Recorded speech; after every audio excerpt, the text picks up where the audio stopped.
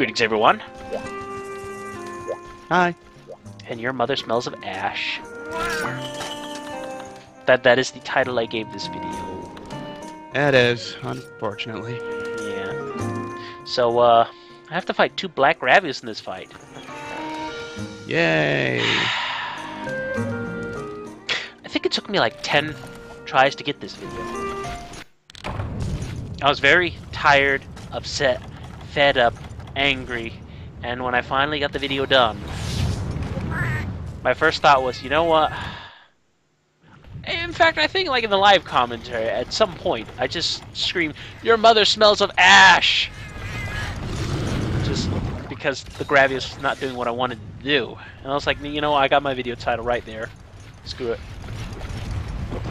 I think that was like the story behind it. So remember how annoying I mentioned the black Gravios is? Oh, yeah. Now, you can, and I repeat, you can block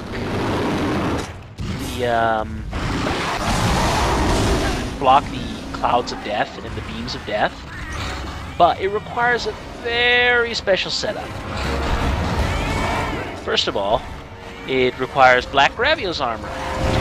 Block the attacks from Black Gravios. Wow, that's ironic. Yeah, so that's very annoying, to say the least. That's very. Yeah. That is so very. You cannot possibly fathom how much very it is. Oh yeah, definitely. So if you're using lances or gun lances, maybe even like sword and shield, or I don't know, great swords where you can block, you're kind of screwed because at least with the sword and shield you can dart and weave because you have the mobility. But the other weapons, you do not have mobility. You can't move out in and out very fast. So you're kind of screwed. Your best bet again would be, I would say, ranged weaponry if you're good at avoiding the beam of death.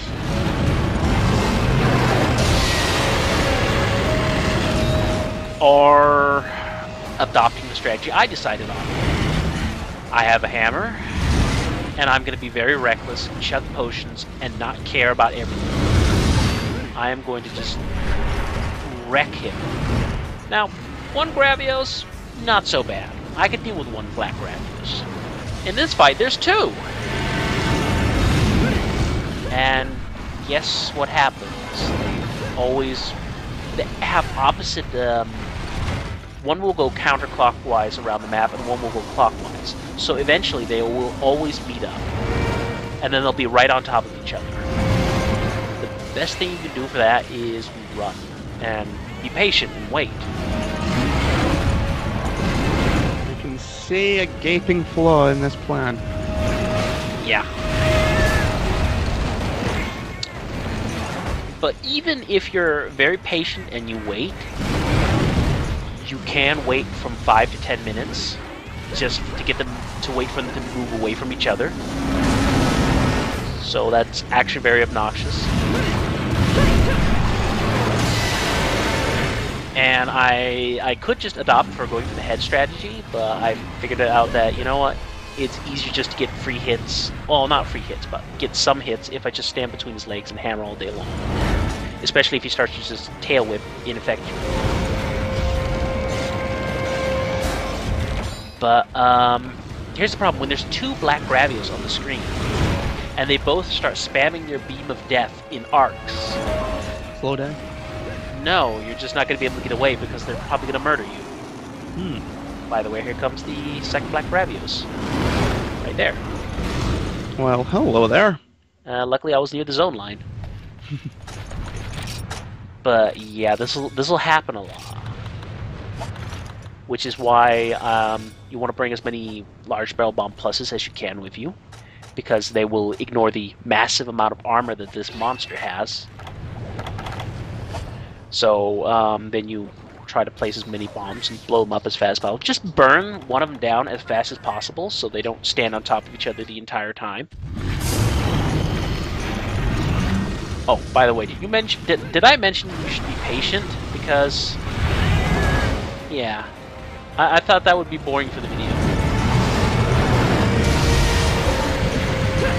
kind of figured that. That it would happen eventually. Yeah, patience, not a virtue you possess. Well, not a virtue I possess when I'm trying to make the videos interesting to watch. Hmm. And by interesting, I mean, you know, not me just kind of staring blankly for 10 minutes. That's not a good video. Really means failure-tacular. Oh yeah. Definitely. Luckily, when he does do the sweeping beam, you notice that it's kind of angling slightly downwards. So, if you're standing far enough, it will never hit you. But don't rely on that. That's my only advice. Heat Wizards died lots of times to it. Okay, hit you there. Oh yeah, definitely. And I go. Did you zone just as he was about to step on that? Yeah. But the fact that I zone usually some. Oh, he shot the barrel bombs. The barrel bombs did damage to me before I got hit by the beam first, so I had invincibility frame. So you know, bomb saved me. Bomb saved the day. Bombs, your friend and partner in finals. Yep. And that one decides to book it, but I know where he's going. He's going here.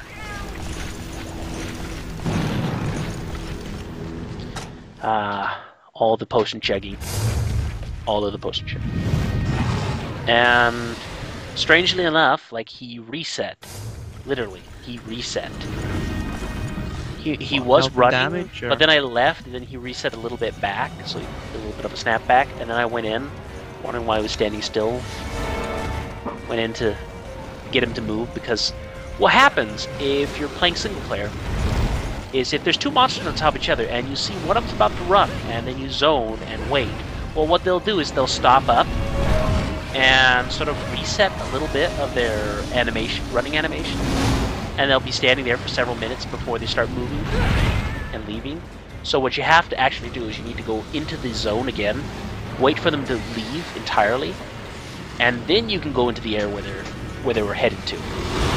Because the AI is retarded like that. Plus I think it's something with how the PSP handles the AI in a different zone. Not entirely sure. Now you'd think I'd get a lot of chest breaks from hammering between their legs a lot, but you don't. See, the chest hit is right up where the throat and the collarbone meets. That's where you're supposed to hit for the chest breaks. The hammer does not reach that far. Probably your best bet is either the bow gun, or the lance. Not the gun lance, because the gun lance is short and stubby, and you can only do diagonal stabs from behind your shield.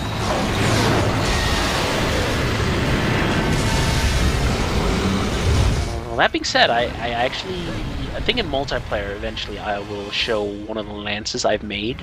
It's a pretty great lance. It's got like twice the length of a regular lance, and I love it. Also does light. Seems like showing off.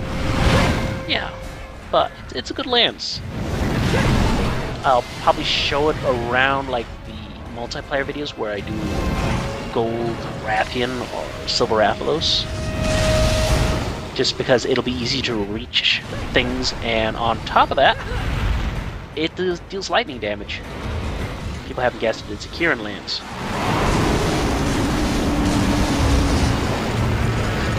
Wow, listen to me, I'm actually talking about the videos. Yeah, just let me know when we're back to talking about pointless crap.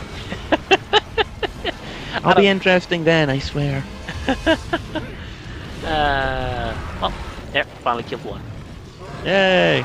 Unfortunately, the video's only about a third over. Yeah, see, that's because I spent all of my items burning one down. So I would not run into the annoying problem of having two Gravios right on top of each other, which went wonderful, as you saw previously. Oh. It was joyful and triumphant. Oh yeah. And he's just a jerk, he's just giving me sleep sacks. What a day. What a big sack of sleep.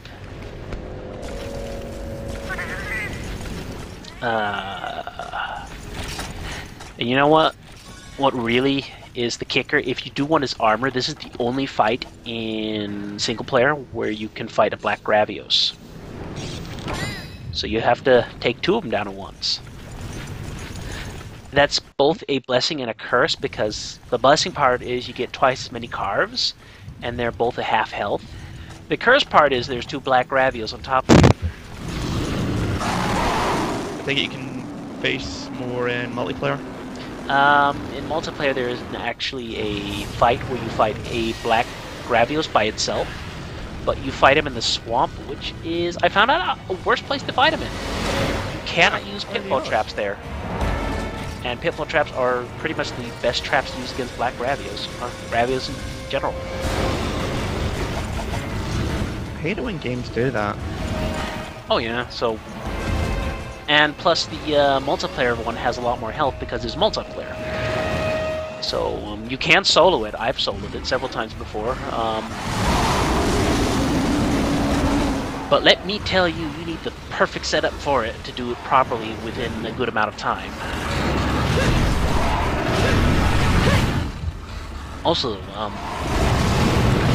basically what's it called? The entire reason why pitfall traps are advantageous, as I mentioned, it'll expose the chest plate very easily. Like, any weapon can attack the chest plate. And I don't recommend actually using bombs at that point. I recommend using bombs that uses shock trap, because the shock trap lasts for such a short amount of time, and you don't really get as much of an advantage when it comes to attack the chest, unless, I guess, say you have a regular lance. But supplies are delivered, and that means there are actually supply barrel bombs. So that means you're gonna get yourself killed? Probably. Oh, this is me you're talking about. I know, I just wanted to give you some kind of benefit. I think Not it's kind of a much, given at but this point. some. There we go. I was actually trying to go for the supply items, but Consider it a shortcut? I guess. But the downside is I don't have the large attack boost and full health. And all that for one measly bomb. I feel kind of gypped because the last fight gave me 2 supply barrel bombs. No, wait, this fight did give me 2. Well, I guess I remember incorrectly. Yes.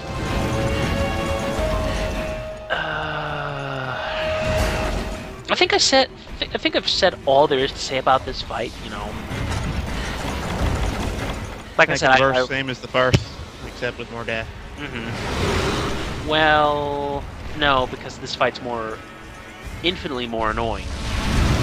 Just because of the fact that, you know, his fire cloud thing attack. Like, I can deal with the sleep. Sleep's not that bad. Sleep doesn't take a huge chunk out of your health right there and then. No. Unless you get unlucky. And it doesn't shove me around either. And plus I can easily make armor that makes me immune to sleep. Whereas the Guard Increase armor is... well, Black Gravios, hey! And I think at this point I don't have enough armor slots to, or the right items that I can farm in to make decorations, and then just pump out my armor with decorations and then get the same effect. Staple a few shiny bits on. More than just a few, I think it's like 8 or 9 decoration slots you need. Gonna need lots of macaroni and sparkles for that. Yep. Also glue. And glitter. Mm-hmm. Glitter and sparkles, 2 completely separate things. Of course. I made this mistake once. How did you make this mistake once? Some things you just don't ask, man. I don't know, like, I'm pretty sure the internet is curious. No. Are you sure? I'm sure. Actually, I'm not sure why I just stood there waiting there for a few minutes. I don't recall. I think it was because I had to close the door. And it was Either way, it was between surprisingly good timing for what was going on there. Yeah, or it was because he was enraged. I just didn't want to risk it. I can't really recall why. All I know is he's just kind of standing there and not doing anything. Hello, hello, we're over here. Hello. Hi. We could just have a moment of your time and maybe some of your skeletal structure. Internal organs, maybe? Oh well, too bad. At least he noticed me. No, that's right. He had. Oh, there you go. Now he noticed me. Don't you just love it? Don't you just love when they stand in the lava and you can't do anything? Ah, good times. One of the Jak and Daxter games had the lava surfing in it. I don't recall any lava surfing in Jak and Daxter. I'm sure it was one of those PS2 era collectathon games. Yeah. I really do miss the game. They don't really make any of them anymore. I was actually thinking that myself recently. I was playing Alice Madness Returns, and it's really the only platform collectathon type game that we've had in years. And you think that, considering how popular they were in the last generation, now that they've got bigger, shinier graphics and that, they'd be falling over themselves in order to make something like that. But yeah, but it's all but died out. Yeah, it's kind of like how RPGs are slowly dying out in favor of more FPS. Yeah, I think people are kind of sick about us talking about RPGs. Yeah, well, they probably are, but you know, go figure. We're nerds. Shut up! You didn't have to watch this video. Yeah, you saw us Black Gravios video. You knew what was coming. Yeah, I even warned you in the previous video. So yeah, it's just confusing how you would have thought. I mean, the collectathon genre, if you can really call it that, was one of those things where they were falling over themselves to go, hey, look, pretty graphics and massive environments you can explore. Yeah. Like they had a massive. They just sort of went, let's not do that this generation. Yeah, like they had a massive boom with it in the PS1 era. It slowly started to die out in the PS2 era, and then after the PS2 era, it just entirely disappeared. It's kind of like a point-and-click adventure games, like how they're all but almost gone. Like I think the only people who develop them anymore is indie gaming and Steam. They've made a huge comeback. Yeah. No, but what I mean is just in general, like the only people who really make them anymore is like indie games, because they can make any game and still profit pretty much, because it's only like 1 or 2 guys usually. Yeah. And it's something that they put together in their free time. Telltale pretty much revitalized the genre by themselves. Like yeah, I was about to say like the only bigger company that actually makes it is Telltale. But yeah, but pretty much that genre's almost all dead, and as I've mentioned before, with me wanting to probably go through and let's play a lot of grid dungeon crawlers. That genre is pretty much dead already. I was going to say, I actually got hold of Legend of Grimrock, as you were mentioning last time. Okay, what do you think? Graphics kind of remind me of something else, but I can't put my finger on what exactly. Okay. The level up system's really weird. Yeah. You're having to put points in skills as opposed to bumping up your health or your strength or whatever. And I'm always hesitant to put any points in anything because I'm afraid that I'm going to wind up borking myself somewhere down the line. Well, my only best suggestion is you say this person is a sword user, this person is a throwing user, this person is a fire magic user, and don't spread your points out too much. Yeah, it's really the mage that I'm more worried about with anything. Because there's your points out too much? Yeah, because I'm one of those people. I always, when it comes to magic, I want to have a large variety because I know that, you know, this one spell that's never used any other point in the game is going to be really useful when it comes to the most annoying enemy Honestly, entire thing. I felt like with a mage character, you should just stick to 1 or 2 elements at most. And if something's strong to one element, then use the other element, and you're fine. Yeah. I felt that the best ones were lightning and fire, and after that, you're pretty much good. Or you could stick with one element entirely and go a lot up in the magic craft skills so you can get more mana, cast more spells. But I never really found that too useful. I get decent mileage out of Poison Cloud. That's always good. Yeah. Because games like this, you know, it's the only time you'll ever find status effect spells to be useful on the enemy. Because they're always super effective against you. Oh yeah, definitely. I never really found it much use for the Poison Cloud, but that's just me just going for pure spike damage and taking down the enemies as fast as possible. I think that because I just got my thief finally got the ability to attack from the back ranks. That's really only useful if you're really good at getting behind monsters and doing the backstabbing. I just find it's useful to load them up with daggers and, you know, Yeah. have them go stabbity stab rather than having them pull for the spear. Well, what I did was I gave him a bow. I made him into an archer or like throwing weapons, something like that. I'm only on floor 3, so I haven't come across any bows yet. You should be getting a bow soon, though. Yeah, I don't think they show up till like 4 or 5 from what I've read. And even then, aren't arrows in short supply? Arrows? No. Basically, ammo, throwing weapons, and arrows and stuff like that, they're not consumable. Just pick them up again from the dead body. Right, because I've got a big pile of shuriken sitting in my inventory, and I've just never used them. Yeah, yeah. Like throwing weapons are not consumable, and same with ranged weapons.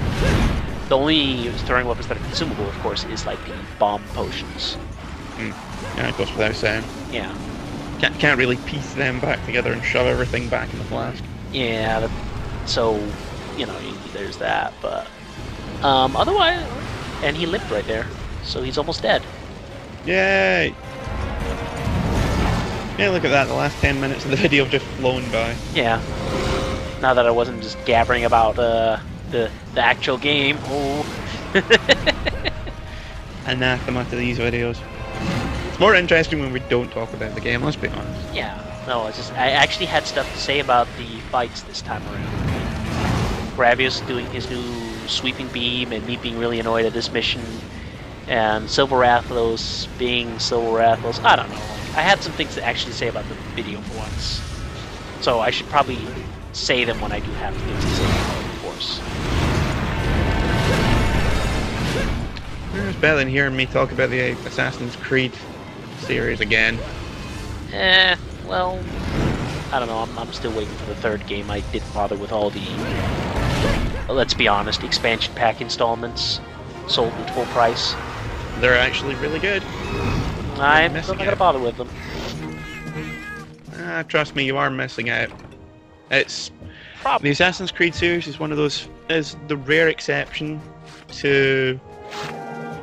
You know how people get really sick of yearly releases of franchises and blah blah blah. Hearts.